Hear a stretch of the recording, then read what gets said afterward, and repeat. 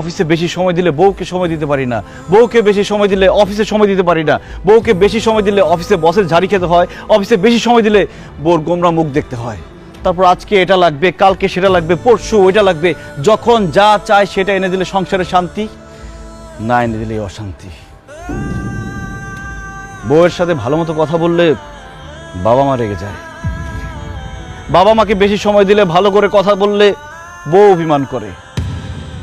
শ্বশুর শাশুড়ির সেবা করলে বাবা মা রেগে যায়, আবার বাবা মার সেবা করলে শ্বশুর শাশুড়ি রেগে যায়।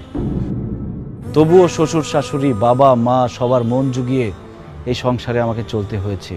ঈদ আসলে সবাইকে নতুন জামা কাপড় কিনে দিতে হয়েছে, কিন্তু ঈদের মধ্যে আমি কোনো নতুন জামা কাপড় কিনতে পেলাম কিনা সেটা কেউ কখনো জানতে চায়নি।